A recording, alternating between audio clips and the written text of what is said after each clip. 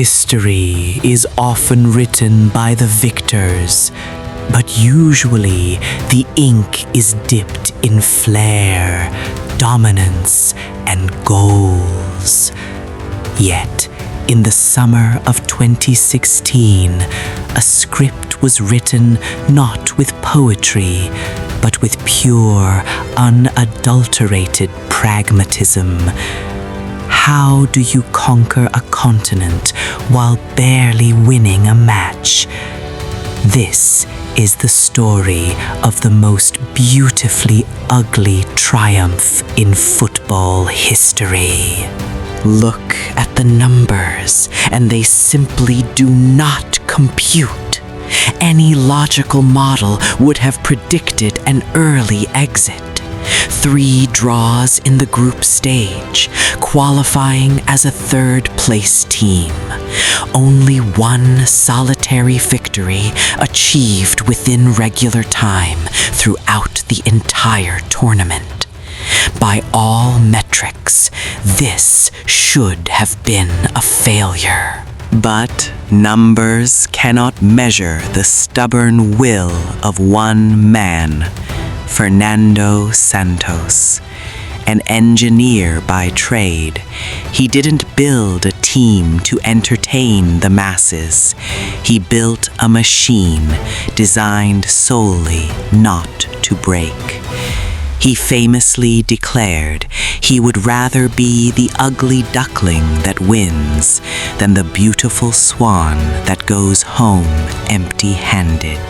To understand the cynicism of 2016, we must look back at the innocence lost in 2004. Portugal, playing beautiful attacking football on home soil, was stunned by a defensive Greece side. That scar tissue hardened the nation's soul. They learned the painful lesson: beauty does not guarantee silver.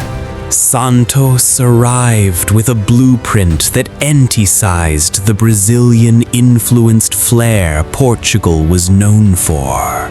No more joga bonito if it meant defensive vulnerability. The directive was clear: suffer together, hold the line, and wait for the one moment of magic that your superstar can provide. It began in Group F, theoretically the easiest group. But against debutants Iceland, the plan stuttered. A 1-1 draw. Ronaldo fumed, criticizing Iceland's small mentality. But the irony was palpable. The heavy favorites were held by the frozen underdogs. The frustration was already boiling over. Then came Austria, a night where everything that could go wrong did. The golden opportunity arrived, a penalty kick for the greatest scorer in history. But he missed, crashing against the post. Another 0-0 draw. The world laughed. The press sharpened their knives. Portugal was on the brink of elimination. The final group game against Hungary was pure anarchy. 3 times Hungary took the lead, and 3 times Portugal clawed back from the grave. It was a 3-3 thriller that defied Santos's defensive logic. A chaotic shootout where Ronaldo finally arrived with a back heel of genius. 3 games, 3 draws. In any previous format of the Euros, Portugal would have been packing their bags. But 2016 had expanded rules. They squeezed through as one of the best third-placed teams. They hadn't won a game, yet they were still alive. They had survived the storm, but the style was far from convincing. That chaotic group stage was the turning point. Santos realized they couldn't trade blows like they did against Hungary. He tightened the screws. The knockout phase would see a different Portugal. Cold, calculated, almost unwatchable to the purist, but formidable to the opponent. If Santos was the architect, Pepe was the foundation. The Real Madrid defender played the tournament of his life. He was a man possessed, clearing lines, winning aerial duels, and marshalling a defense that decided from this point on, thou shalt not pass. He became the embodiment of the ugly truth. Look at the midfield. Gone were the luxury playmakers. In came the grinders. William Carvalho, Adrian Silva, Danilo. They were the water carriers, tasked with suffocating the opposition's creativity. It wasn't about creating symphonies. It was about destroying the opponent's rhythm. The round of 16 against a high-flying Croatia. It is often cited as one of the dullest matches in tournament history. For 116 minutes, not a single shot on target. Santos had neutralized Modric and Rakitic completely. It was ugly, it was boring, and it was exactly what Portugal wanted. Then the trap sprung. Minute 117. One counterattack. Ronaldo shoots. The save is made. And there is the vagabond genius, Ricardo Quaresma, to knot it into an empty net. Croatia had dominated possession, but Portugal had the goal. The perfect heist. Against Poland, another early setback. Lewandowski struck within minutes. But this tournament unearthed a gem. Renato Sanchez, the teenager with the lungs of a marathon runner and the power of a veteran, dragged them back into it. But again, 90 minutes solved nothing. Another draw. Penalties are a lottery, they say. But for this Portugal side, it felt like destiny. They were comfortable in the tension. Rui Patricio, an understated hero, flew to his right to deny Blaszczykowski. Quaresma, again, applied the finishing touch. Through to the semis, still without winning a game in 90 minutes. The semi-final against Wales. Finally, the dam broke. This was the only time the world saw the Portugal they expected, and it came from a moment of physical defiance.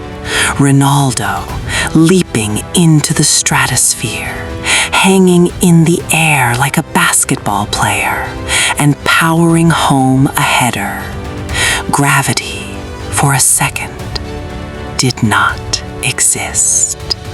A 2-0 victory. The only game in the entire tournament they won inside regulation time.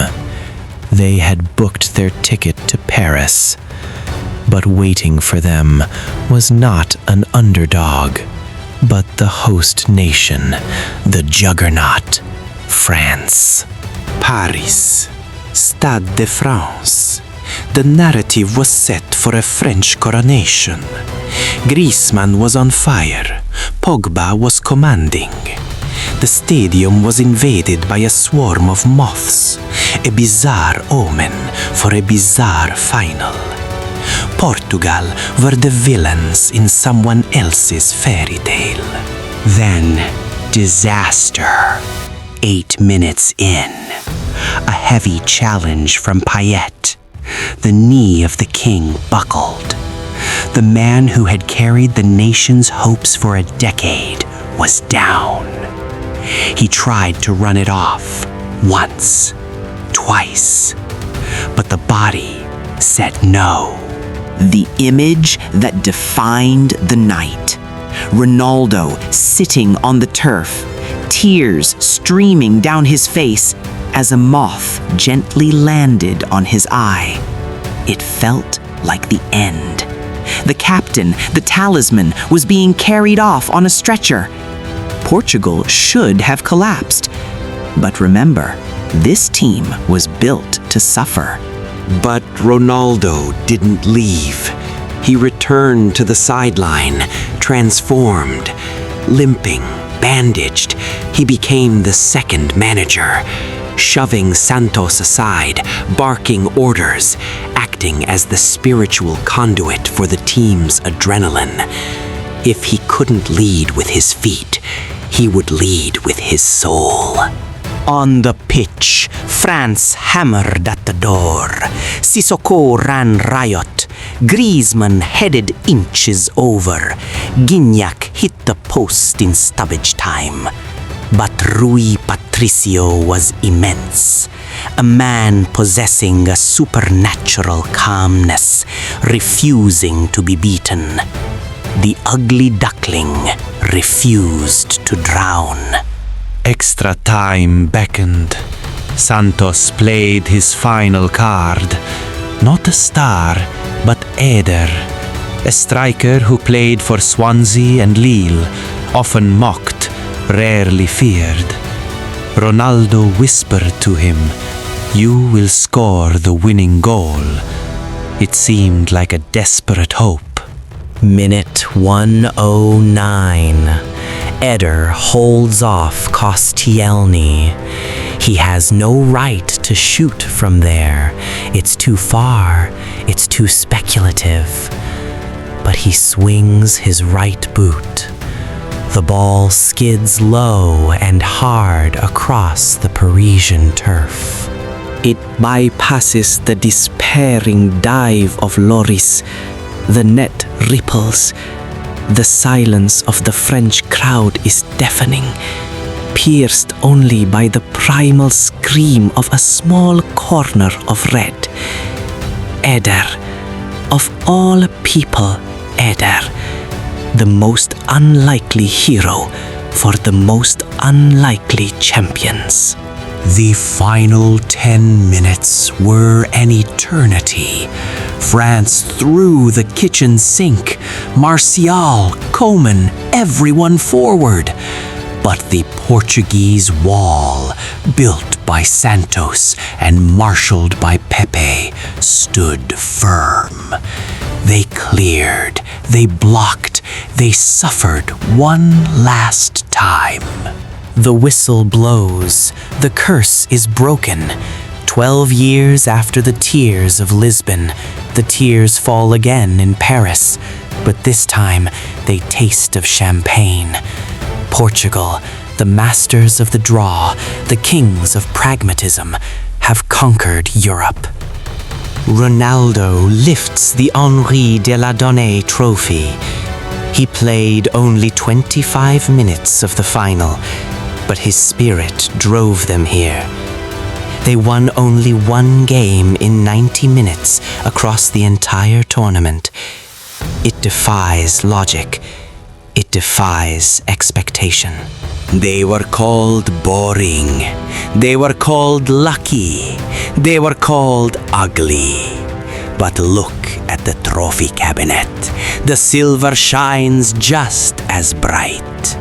Fernando Santos proved that sometimes the beautiful game doesn't need to be beautiful to be victorious.